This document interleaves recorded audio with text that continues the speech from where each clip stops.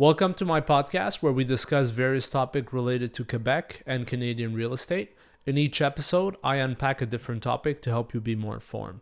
In today's episode number 7, we're going to talk about closing the condition, which is step 6 of 8 in our process to successfully purchase your next home.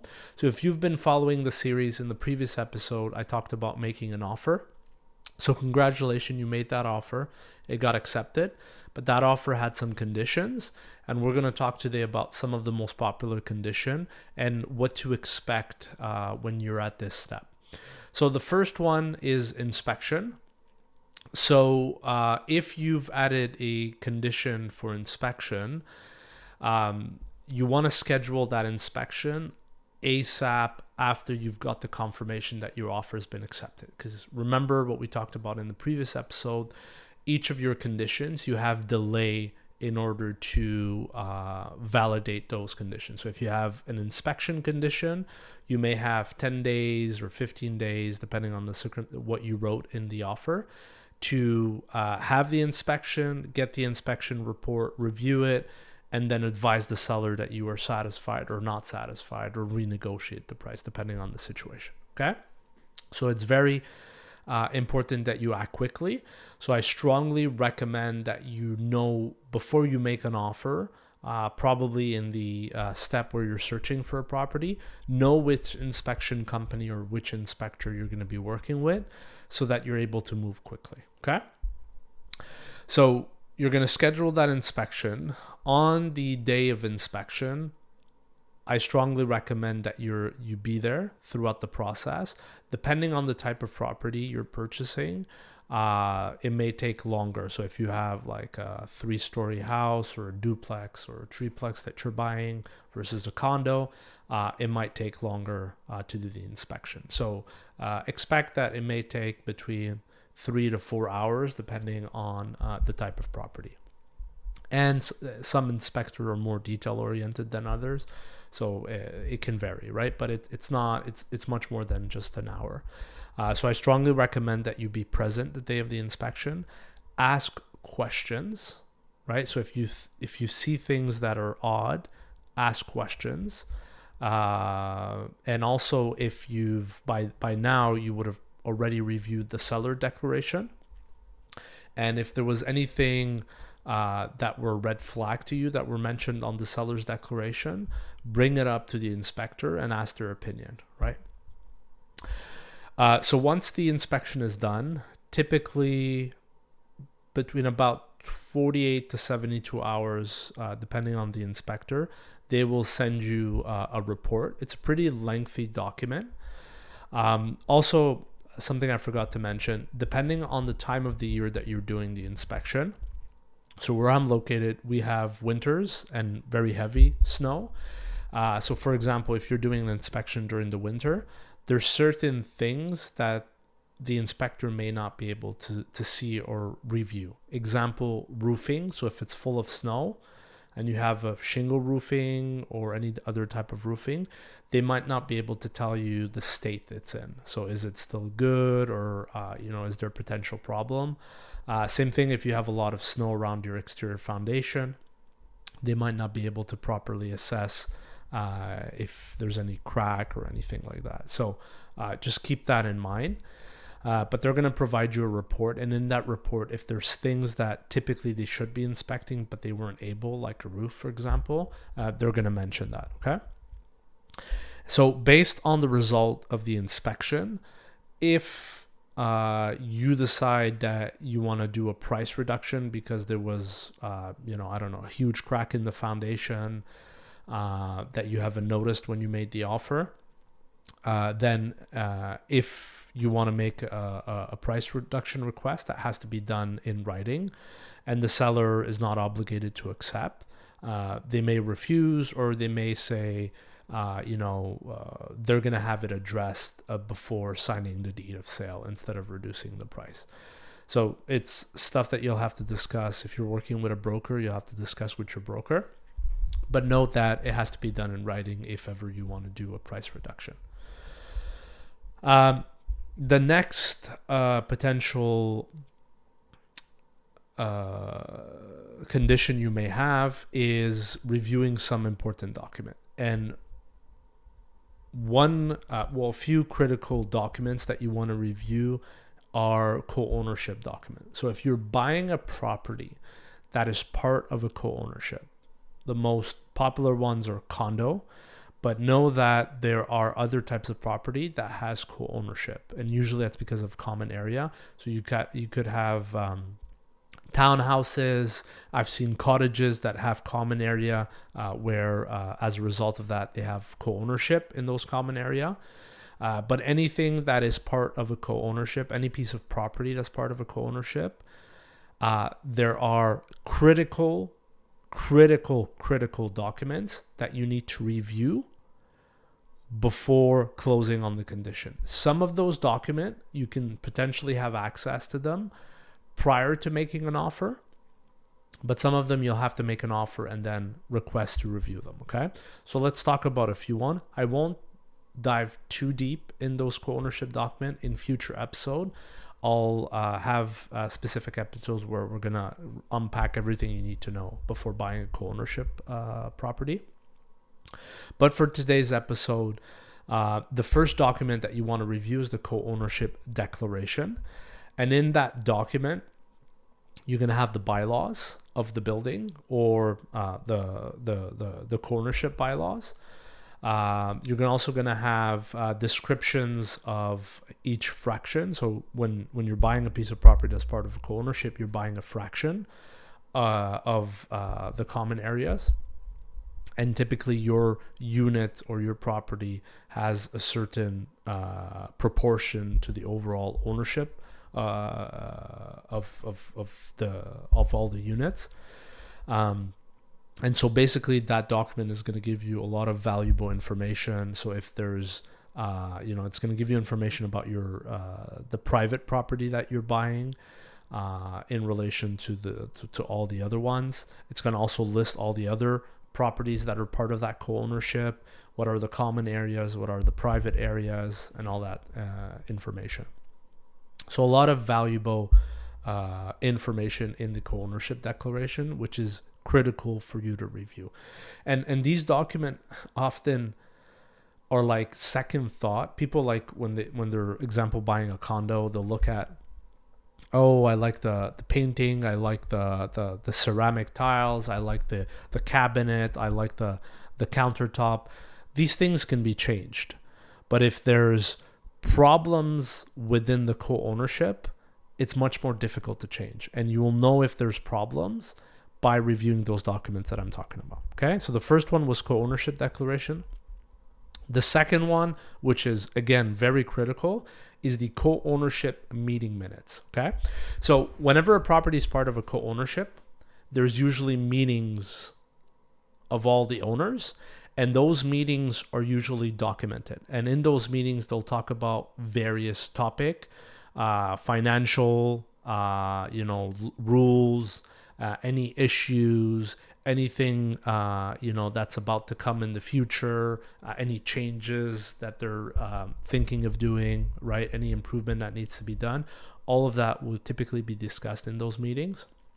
And those meetings, the meeting notes basically are documented, and you can review everything that's been discussed in those meeting minutes. Okay. Every time I've looked at a property that's part of a co-ownership, I always look at those meeting minutes, and I've always learned a ton. It gives you a good history. And I would argue when you're buying a property from a builder, a brand new property, that's one of the risks. You don't have that history, and you're taking a risk there, right? And just to illustrate that, I'll give you a story that happened a few months ago. So I was looking for a cottage to do short-term rental in Quebec, okay, up north. And so cottages are usually not the type of property that you associate with co-ownership. But that particular property I was looking at was part of a development. And that property had basically condo fees. It's not a condo, but it had co-ownership fee. Okay, and they were pretty significant. They were about $200, and they were mainly used for snow removal, which I kind of find odd. So as I consulted the co-ownership, luckily the seller, the broker that was selling that property, had made available those co-ownership documents. So I didn't need to make an offer and have those conditions added in to be able to review those documents. I was able to review them prior to me making an offer. And as I went through those meeting minutes, I found out that the owners had a legal issue with the developer. So the developer had bought the plot of land, has basically separated in different lot, and worked with a builder to build a few cottages. And typically, the way it works in my region, when the development is done, the street that was built as part of that development gets handed over to the city for them to manage, right? So snow removal is usually within the jurisdiction of the city once the street is passed on. In this case, the city refused to take over the private street where all the cottages were located, because the elevation of the street was done illegally. So it's not legal. So it had to be rectified, and that had a huge cost associated to it. So what ended up happening is the owners had to create this kind of co-ownership declaration and manage that street as a common area. And because the street was very steep in its elevation, few snow removal company wanted to deal with it, especially when during heavy snow and ice. So the cost was very expensive. So it was $200 at the time when I was looking at the property. And from those meeting minutes, it was mentioning that they were going to increase over time, right? I also got the coordinate of one of the member of the syndicate, of the co-ownership syndicate, and I was able to get more clarification. So again, all that work, all that information, I would have not known about it if I didn't go and read the co-ownership meeting. And none of that was mentioned in the seller's declaration. It wasn't mentioned by the broker that was selling the property. And even in those documents, I found out that they were preparing to take legal action from that developer, because that developer wasn't paying his portion of the co-ownership fee. So again, there was problem among the co-owners. So that's why it's super important to review these documents. So we talked about the co-ownership declaration. We talked about the co-ownership meeting minutes. The last document, it's a bundle of document, but it's the financial statement. So 3 financial documents that you want to look at. So the budget forecast. So it gives you kind of the financial overview of how the building is doing. That's going to give you an idea on potential special assessment. Those are the one-time fee that you're going to have to pay in addition to the monthly co-ownership fee. Look at the contingency funds and the auto insurance funds. So these are all funds that are that you legally have to have if you have a co-ownership, if your property is part of a co-ownership.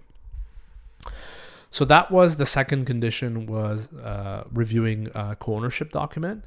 The last one that I'm going to talk about in this episode is obviously financing. So if you followed step number 3 and you got your pre-approval, at this stage, your financing condition should be done pretty quickly. But if you haven't, then you're going to have to provide all the relevant document to your mortgage specialist or your mortgage broker so that they can work your file, right? But if you did, they already have all of that. They're only going to be missing the information about the property, okay? So you're going to have to share, your broker is going to share, if you're working with one, or you're going to have to share with your mortgage specialist or broker, the listing of the property and the offer that you made. If you're putting less than 20% down, they're going to explain to you that you're going to have to take a mortgage insurance. So that's a rule in Canada. Any property that you're buying that you're putting less than 20%, you have to take a mortgage insurance. And the most the main mortgage insurance provider here in Canada is CMHC, so the Canadian Mortgage Housing Corporation. It's a crown corporation, it's owned by the government. And basically, depending on how much down payment you're putting, so the less you put, the higher the premium. And the premium is usually a percentage of the mortgage that you're taking. So if your premium, for example, is 3% and your mortgage is $200,000, you're going to have to pay $6,000. And that $6,000 is going to be added to your mortgage. And also there's taxes on that premium, so on that $6,000 that you're going to have to pay up front. So if you followed one of our previous episode, I believe it was episode number 2, where we talked about knowing your cost, I had mentioned that there was recurring fee and one-time fee. And one of the one-time fee I had mentioned was potential taxes on your mortgage insurance premium.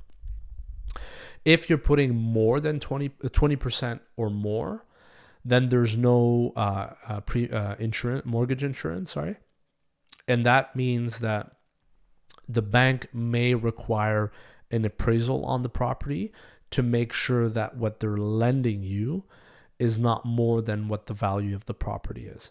And if they need to appraise it, that's going to add a bit of delay. So it happened to me that we had to send 2 appraisals because the first one it took a very long time and it came negative, and then we had to send another one. So I had to ask for an extension, and that's something to note. If you need more time to fulfill one of the condition, you're going to have to request an extension. That's usually done in writing. And that exposes you to a situation where the seller may refuse to give you an extension, right? So something to consider. That's why you want to move quickly on those conditions. If you're using the HBP plan, the home buyer's plan, meaning you're using your RSP as a down payment if you're eligible, there's going to be documents that you're going to have to fill up and potential delay, so keep that in mind. Again, in a future episode, I'll talk about what the HBP plan is and how it works. Also, and this one's up to you, but when you're buying the property, discuss this with your mortgage broker or your mortgage specialist, but it might be a good idea to add a HELOC right from the get-go. So that's a home equity line of credit. And that could be useful for future project if you want to do renovation, or if you're thinking of buying, other property like for investment purposes. If you add the HELOC right from the get-go when you go to sign the deed of sale and the mortgage deed, it's going to cost you less because you're doing that in one transaction. But if you do that later, then there's going to be additional paperwork with your bank, and there's going to be additional cost at the notary. So it might be a good idea to do that right from the get-go. It saved me a lot of money. I did that on all my properties. Last but not least, so once you've to close on the condition, so if you are satisfied with all the condition, whether that's the inspection or all the documents that reviewed, and you're good with your bank, you have to notify your seller in writing that you're deemed satisfied with all the condition and you're good to move forward with the sale. If you are not, same thing, it has to be done in writing, and you need to have valid reason. So if the inspection, it has to be something major. Same thing with the document that you reviewed. And that's it for closing the condition. So thank you for watching and listening. And I'll see you in the next episode when we're going to talk about closing the sale at the notary. Thank you for watching. See you in the next episode.